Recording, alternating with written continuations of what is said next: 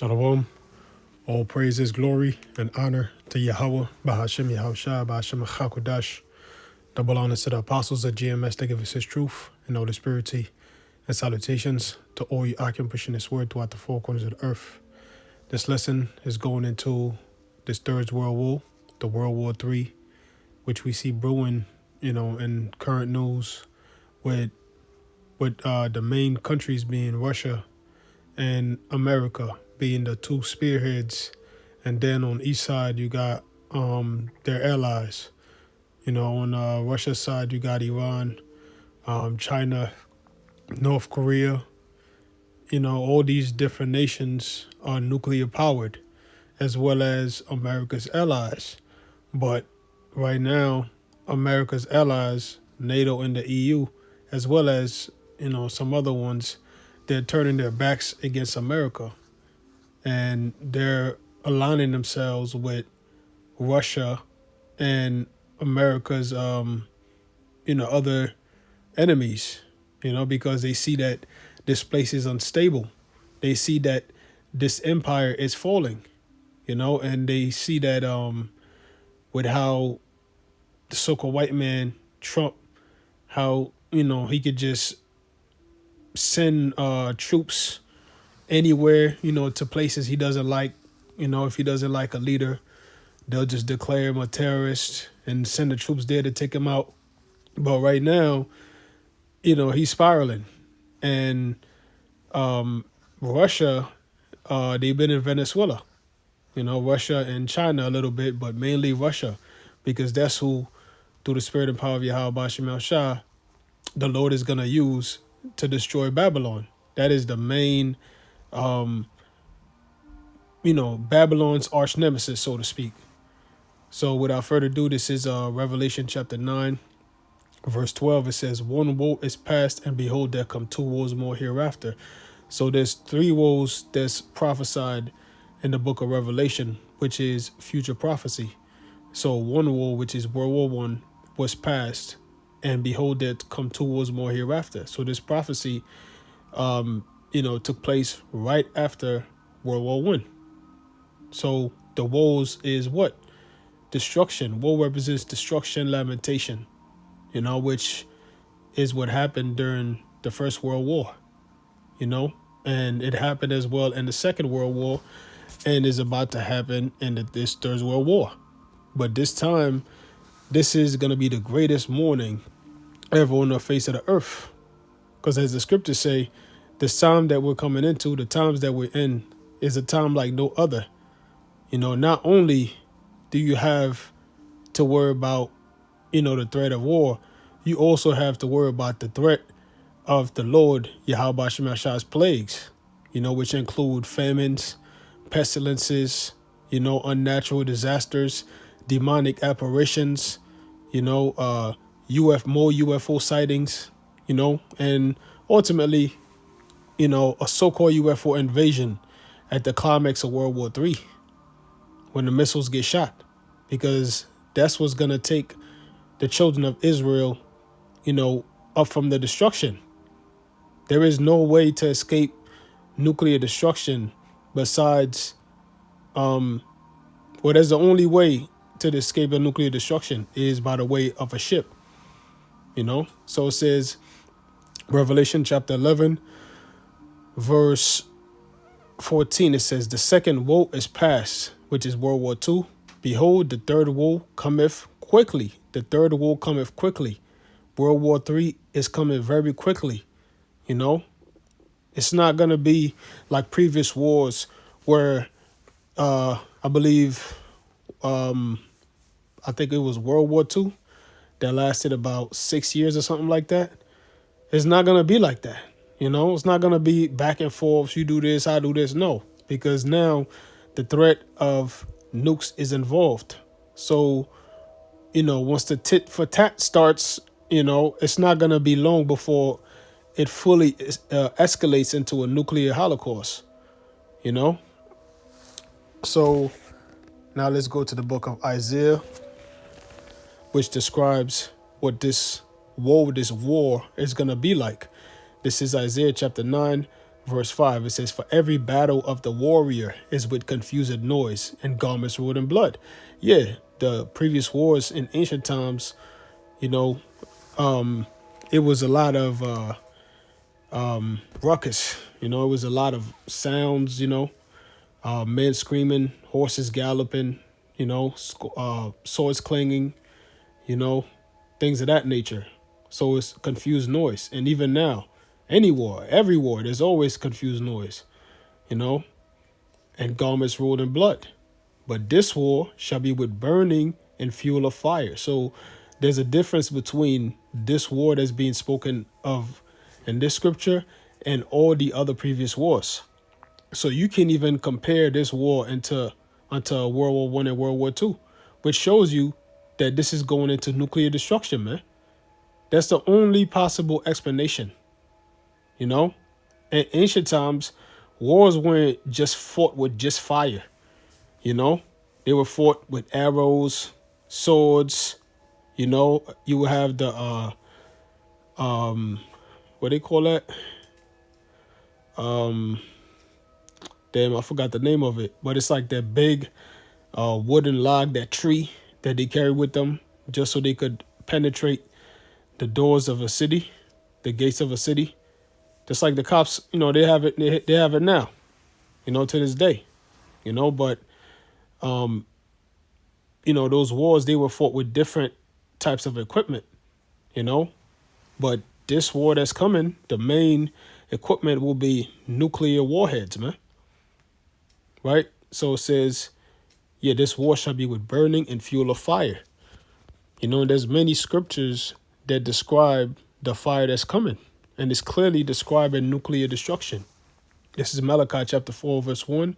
"For behold, the day cometh that shall burn as an oven." Yeah, so a day that's going to burn like an oven. No time in history ever has a day felt like we were being cooked alive. You can't even compare that to a heat wave, because ovens burn up to thousands of degrees. So the day cometh that shall burn as an oven, World War III, "and all the proud, yea, and all that do wickedly shall be stubble." This is going into Babylon the Great and the so-called white man. When you read scriptures about pride, it's synonymous with the so-called white man. The book of Obadiah says how Esau is a proud nation. The book of Jeremiah calls Babylon the most proud. So it says all the proud, yea, and all that do wickedly. So this is the judgment coming to the so-called white man, but also to anybody that's joined hand in hand with him. "All that do wickedly shall be stubble, and the day that cometh shall burn them up, saith the Lord Yahweh Shall power of hosts, that it shall leave them neither root nor branch." And that shows you that this is nuclear destruction. No root, no branch. No foundation left to build upon. Those ancient kingdoms, even though the Lord took them down, there's still remnants of them still around. Example, the Persian Empire. That those are the modern day Iranians. You'll still see remnants of those kingdoms, even if those nations don't live in those lands anymore. We can still see the pyramids of Egypt. So those are left as monuments to the rest of the world. But when the Lord brings the destruction to Babylon, there will be no remains to show the world, oh yeah, this was New York City, this was this. No, this is why the scriptures say the Lord is going to spread upon Babylon the line of confusion and stones of emptiness. You're not going to know where states, where different cities were located, because the place is going to be totally annihilated, man. A desert, a wasteland. It says, "And the day that cometh shall burn them up, saith the Lord of hosts, that it shall leave them not a root nor branch." That's it, man. This is 2 Peter chapter 3, verse 12. No, verse 10, it says, but the day of the Lord Yahweh Shemashah power will come as a thief in the night, as a thief in the night, which is, unexpectedly, as a surprise, as a shock, when you're in REM sleep, you're not expecting nothing to go on, and then boom, that's how the day of the Lord is going to come. People are going to be asleep. And what does the sleeping represent? Them not watching, them not being aware of the prophecies. That's what gives us light.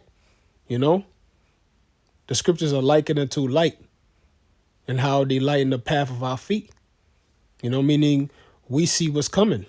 We know the future, so we know how to move. We know how to navigate based upon the prophecies.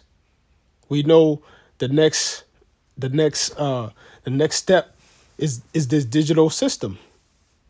And you got brothers, actually, making little investments, and those, so-called fields, because we know this is where it's going, so there's nothing wrong with that, because even Joseph himself, the Lord showed him what was about to happen and what he prepared, Now that doesn't mean, you're investing to try to prep for the end of the world. No, it's just, hey man, if you can make a little bread, do you, use the prophecies to our advantage, right? So it says, but the day of the Lord will come as a thief in the night, and the which the heavens shall pass away with a great noise. So the only thing that has the power to do that is nuclear missiles. The heavens passing away with a great noise. Come on, man. And the elements shall melt with fervent heat on top of that. So it has to be all of those together. It can't just be a great noise. It has to be a great noise, and the elements have to melt from the fervent heat, which shows you that is a nuclear destruction. Because we learned that in school in chemistry, all elements have a melting point, even the air itself. So for the air itself to melt, that shows you how intense that heat is, which shows you it is nuclear destruction. It says the earth also and all the works that are therein shall be burned up. That's right. So the whole earth, like the Lord said, I think it's Zechariah or Zephaniah.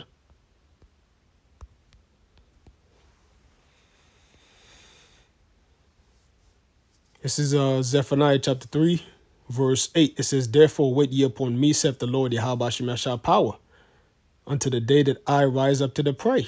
That's right. So we're supposed to wait on the Most High and not take matters into our own hands. Trying to take this devil down, and we need to come together and get arms and build communities and all that BS. No, man. It says, unto the day that I rise up to the prey being Esau, Edom, the so-called white man, because that's easy work for the Lord. Yahweh Shai, he's known as the conquering Lion of Judah. What does a lion do when he conquers? He devours.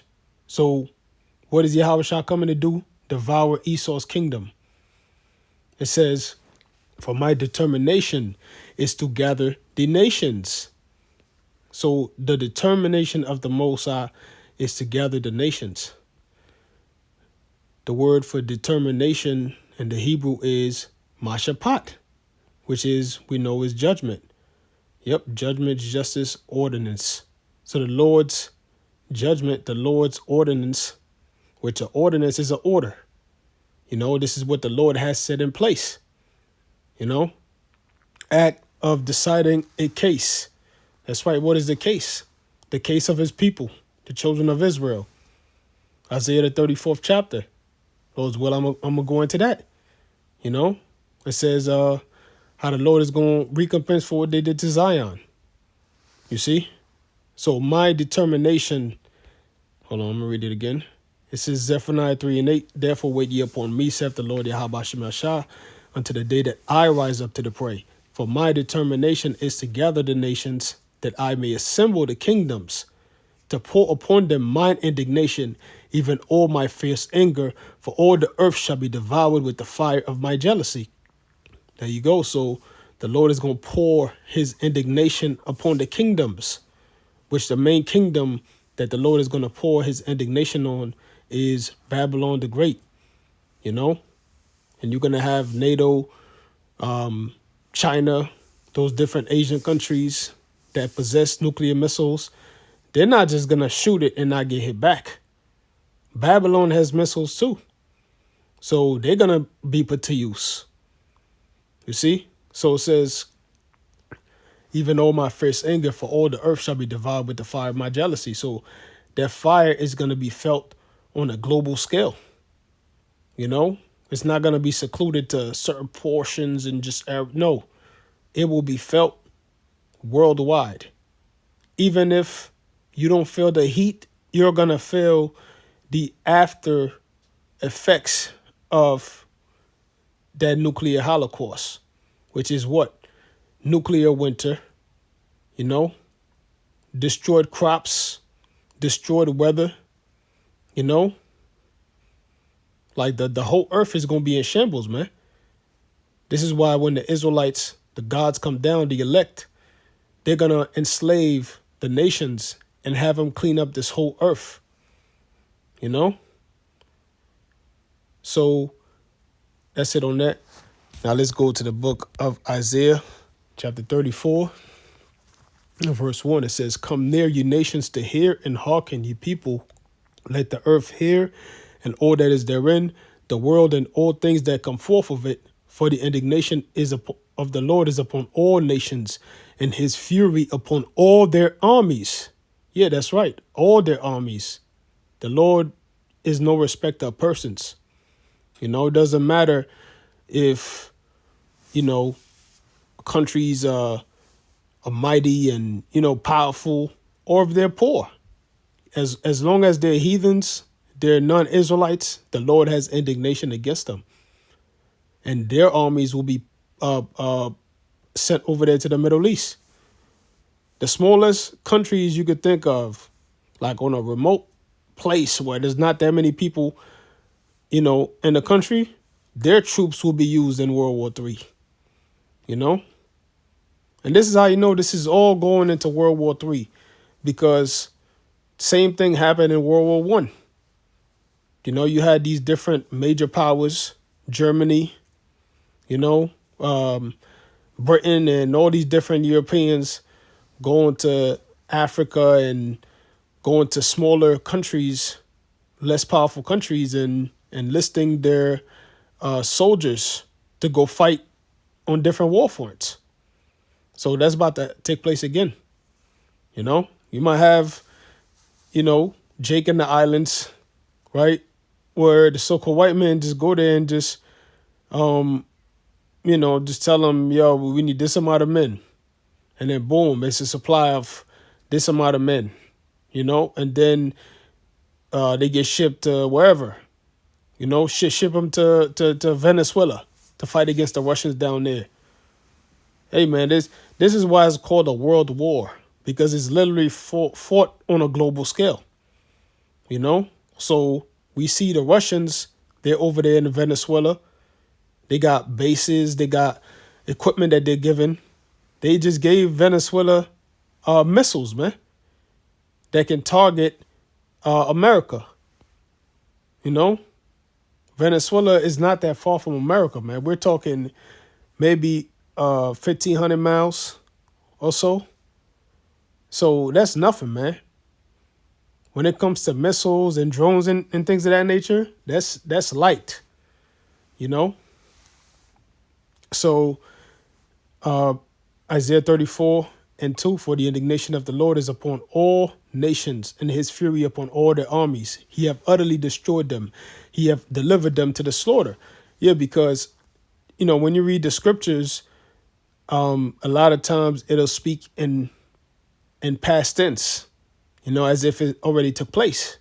Why? Because in the spirit, Yahweh Shemashah already had it predetermined that it already took place, you know, like not in the physical realm as far as, you know, here on earth, but in the spirit, it already took place. It's already determined, you know, the script, The movie's already written. We just got to play it out.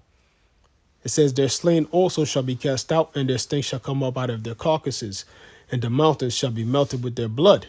So there's dead bodies all over the Middle East and all over the world. You know, the scriptures say how in Ezekiel, the 39th chapter, post-destruction, that there was going to be dead bodies all over the Middle East that the elites are going to have to clean up.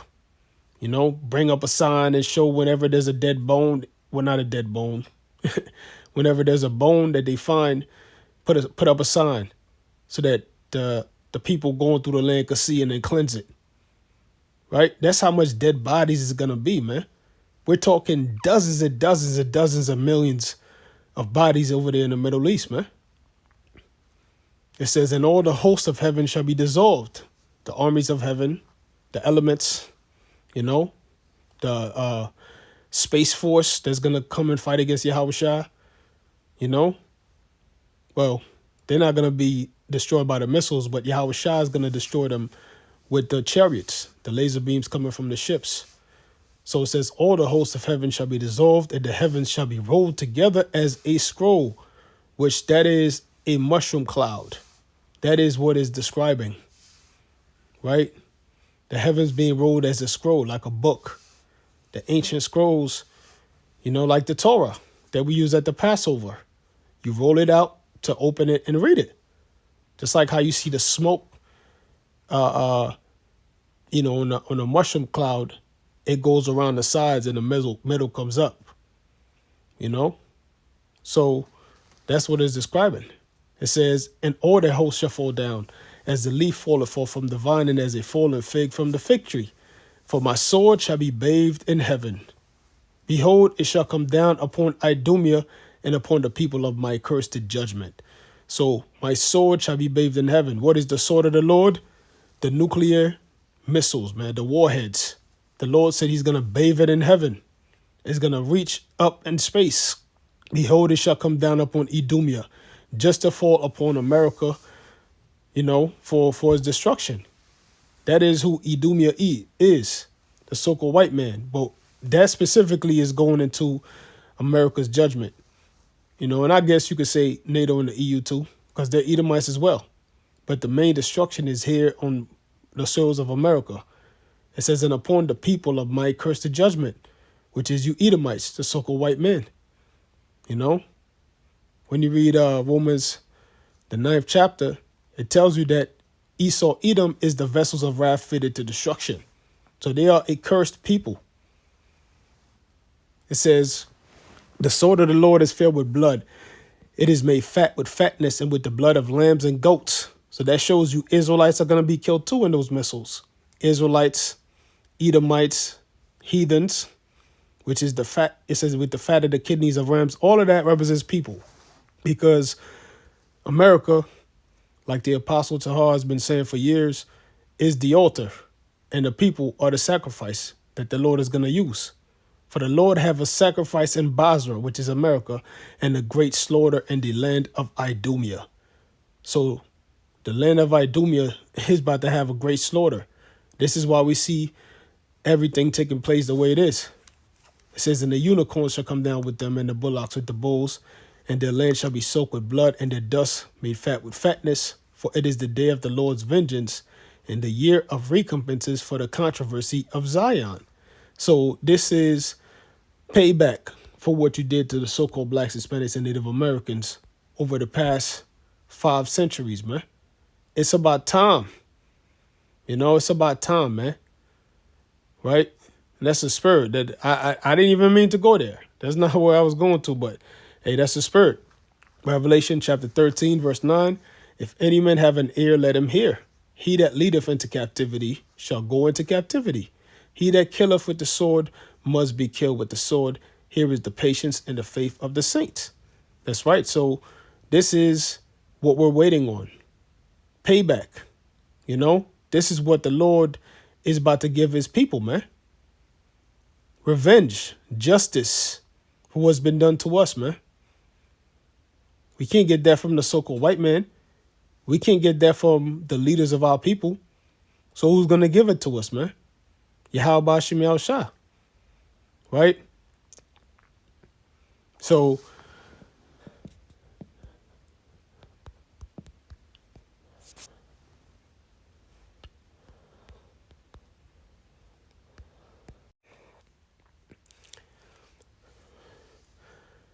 this is Obadiah verse 1. It says, Thus saith the Lord, Yahweh Shemel Shah power concerning Edom. We have heard a rumor from the Lord, and an ambassador is set among the heathen.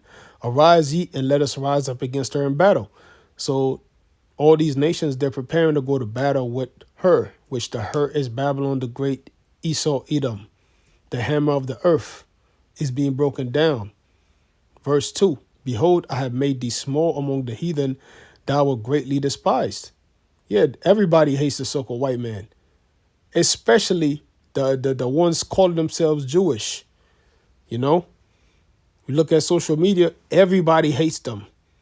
This is why you have Israel partnering up and buying up these social media sites like TikTok and X, because they're trying to have censorship.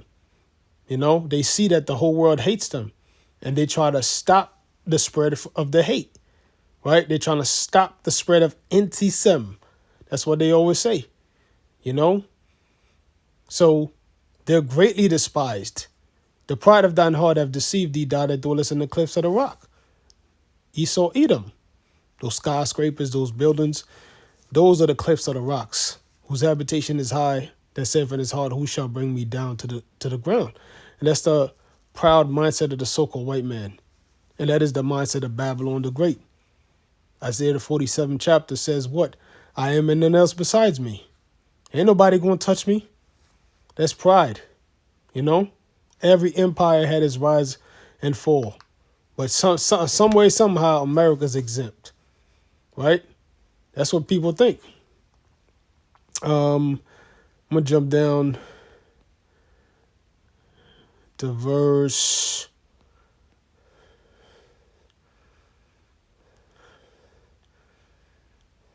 15. It says, For the day of the Lord, Yahweh Shemashah, is near upon all the heathen. So this chapter is going into Esau, Edom's destruction. But it says the day of the Lord is near upon all the heathen, which shows you that once the Lord takes out the so-called white man, all the heathens are going down. You see? It says, as thou hast done, it shall be done unto thee. Thy reward shall return upon thine own head. So this is the point. This is the controversy of Zion. This is the Lord paying you heathens back, you nations, for what you done to us. And not just on this side, as far as America, but all the previous captivities, man. This is why it's that day is known what? As Judgment Day. Judgment for not peoples only, but for nations also. You know? I think there's a scripture in Job that mentions how the Lord deals with not only a person, but he judges nations as well. Look at the Egyptians, you know? You had Egyptians that didn't even have slaves, you know? But guess what? They still suffered because they were Egyptians, right? So it says, For as ye have drunk upon my holy mountain, so shall all the heathen drink continually. Yea, they shall drink and they shall swallow down, and they shall be as though they had not been. Meaning what? They're going to drink affliction, you know? And they shall be as though they had not been. That we're not going to remember how great these cities around the world were, how these different countries were great, you know? That's it, man. Only greatness is going to be in the kingdom is going to be the glory of Yahweh Shem Shah, his people, in the kingdom of heaven, man. You know? It says, But upon Mount Zion shall be deliverance, and there shall be holiness, and the house of Jacob shall possess their possessions. And that is the 1/3, the remnant. That is who is going to receive deliverance, man. And those are going to be the ones that's holy. It says, in the house of Jacob shall possess their possessions. And what is the possessions of Jacob? First and foremost, starting with this universe, you know? The Lord said he made the world for our sakes. But guess what? Not just the world, everything in it. You know? The scriptures say that the Most High, He didn't spare his own son, but delivered him up for us all. He's going to give us freely. Oh, how does it go? He's going to freely give us all things. Something to that effect, man. And that is the whole universe. You know, the scriptures constantly talk about the meek inheriting the earth, how we're going to inherit the nations. That is the possessions that Jacob will possess, man. Right? And right there, you know, that is the prophecy of Genesis 27 about the blessing of Jacob and Esau. Esau's blessing was temporary. And it was told to him that when, you know, when you get up there, pretty much Jacob's going to take you down. You know, the elder shall serve the younger. And that's the time we're in now. Right? This is why everything is leading towards the downfall of this man, man.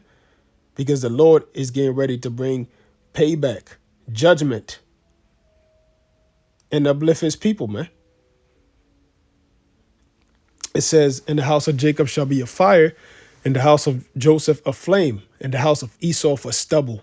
And they shall kindle in them and devour them, and there shall not be any remaining of the house of Esau, for the Lord Yahweh shall have spoken it. Now this is future. This is after slavery, post-slavery, post-1,000 years. You know, that's not going to happen as soon as we get our hands on them. No, they have to pay, you know, for what they've done. And that's through slavery, captivity, hard bondage, man. You know, what is it? Lamentations chapter 4, verse 21. Rejoice and be glad, O daughter of Edom, that dwellest in the land of Uz. The cup also shall pass through unto thee. Thou shalt be drunken, and thou shalt make thyself naked. The cup of affliction is being passed to the so-called white man. That's why you see a lot of homeless white boys. You know, you see them all struggling in this economy now. Whereas before, only Jake used to always be in recessions. Now everybody's in a recession. Now it's all of us against the 1%. You know, get out of here, man. It says, the punishment of thine iniquity is accomplished, O daughter of Zion. He will no more carry thee away into captivity. He will visit thine iniquity, O daughter of Edom. He will discover thy sins. So this is how you're going to be made naked. The Lord is going to expose you to the whole world. And he's already doing it now by the mouth of the prophets, you know. But in the kingdom of heaven, we're going to be able to play out all your wickedness, all the evil you've done, you know, the slaughters, the genocides. We're going to be able to put it on TV.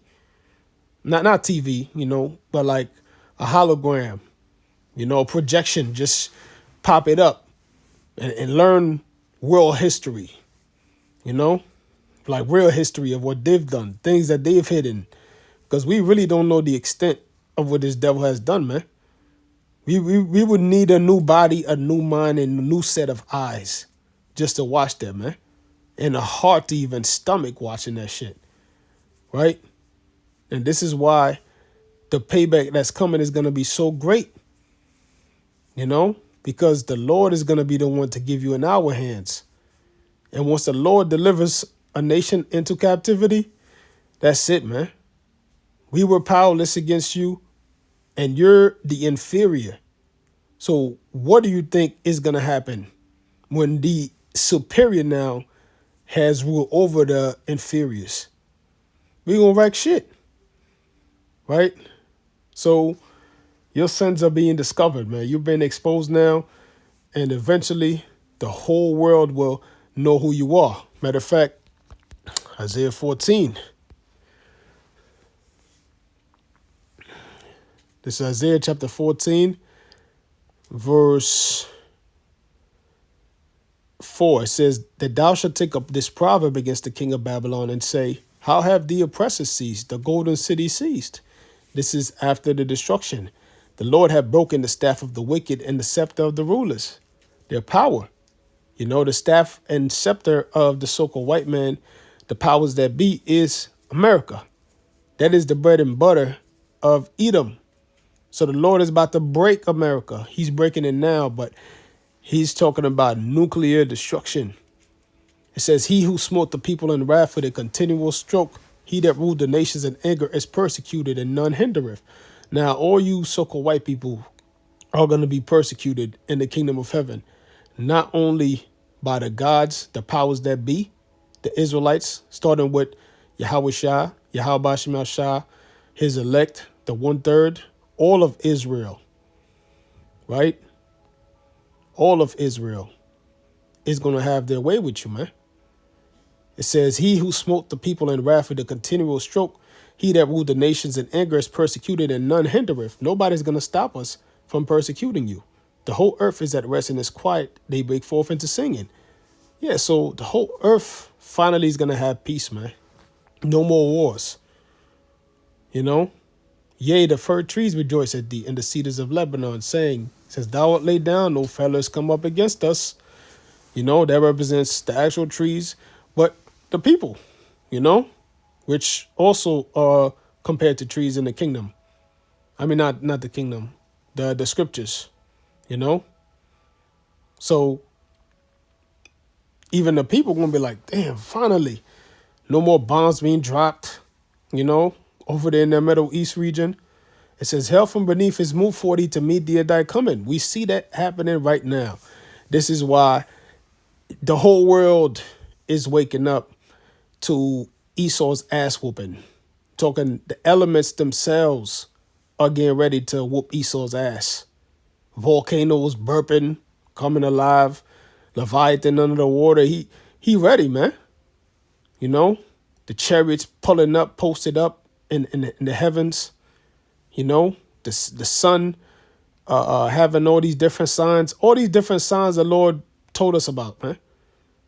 You know, wars, rumors of wars, famines, pestilences, fearful sights in heavens, and earthquakes in diverse places. You know, that's hell being moved to meet Esau at his coming, as well as the nations being stirred. Yeah, it stirreth up the dead 40, even all the chief ones of the earth. It have raised from their thrones all the kings of the nations. The main one being raised is the king of the Medes, which is Russia, you know. Then you got Iran and North Korea. All these different nations, they're all standing up to the big bully on the block. America, Babylon the Great. It says, all they shall say, speak and say unto thee, art thou also become as weak as we? Art thou become like unto us? So that's what the nations see now. They're not threatened any longer by America. They laugh at the threats now, you know, because now they're suited and booted up. You know, Russia got their back up, giving them ammunition and all kinds of things, you know. Verse 11, thy pomp is brought down to the grave, and the noise of thy vows. The worm is spread under thee, and the worms cover thee. Yeah, so no more concerts. Like, the party spirit is dead. The holiday spirit is dead. You know, this place is done. This place is corrupted. The infrastructure is crumbling. You know, the economy is shot. Like, we have all the signs to let us know this place is done, man. It says, how would thou fallen from heaven, O Lucifer, son of the morning? How would thou cut down to the ground, which didst weaken the nations? Which Lucifer is the so-called white man, the king of Babylon, the light bearers, the bearers of the light. You know, the banking families. They know who they are. They know who we are. And they know what's going on, you know. It says, for thou hast said in thine heart, I will ascend into heaven. I will exalt my throne above the stars of the Most High. I will also sit upon the mount of the congregation in the sides of the north. And that's what they did. They sat upon the mount of the congregation in the sides of the north, North America. The mount of the congregation is the children of Israel and the children of Judah being oppressed together in Babylon. And they're holding us fast, refusing to let us go. You know? So this is what this is going into. I will ascend above the heights of the clouds. I will be like the Most High. You know, with that demonic, you know, Esau probably grinning with that demonic, you know, salivating over, trying to offset the Lord's authority, man. Yet thou shalt be brought down to hell, to the sides of the pit. Isaiah the 24th chapter. It describes how the hosts on high, they're going to be brought to the pits, to be shut up in prisons. It says, they that see thee shall narrowly look upon thee and consider thee, saying, is this the man that made the earth to tremble, that did shake kingdoms? Him? Nah, that ain't him. No way, you know? Because Esau's estate in the kingdom is going to look fucked up, you know? Now they're clean shaven, or, you know, they look somewhat so-called civilized, you know, because this ain't nothing civilized about this society and this culture. But, you know, the way Esau looks now, hey, man, it's nothing compared. Like, you can't even compare, man. You know? Like, they're going to look fucked up in the kingdom. Like how they was, matter of fact, worse than how they was when they was in the caves. Crawling and braying, and worse when they were the wild men of Europe. You know? They're going to be fucked up, man. It says, yep. Yeah, but that's pretty much it on this lesson. You know, pretty much, man, the Lord, Yahweh Shem Shah, is bringing judgment. You know, and the main judgment being World War III. That is what the Lord is going to use to get rid of the wicked of this earth. Fire. The first time it was water, this time it's going to be fire, man. So with that, I'm going to close out and give all praises, glory, and honor to Yahweh, Ba'ashem Yahushua, Ba'ashem Chakodash. Double honors to the apostles of GMS to give us his truth. And salutations to all you Akim pushing this word. Shalom.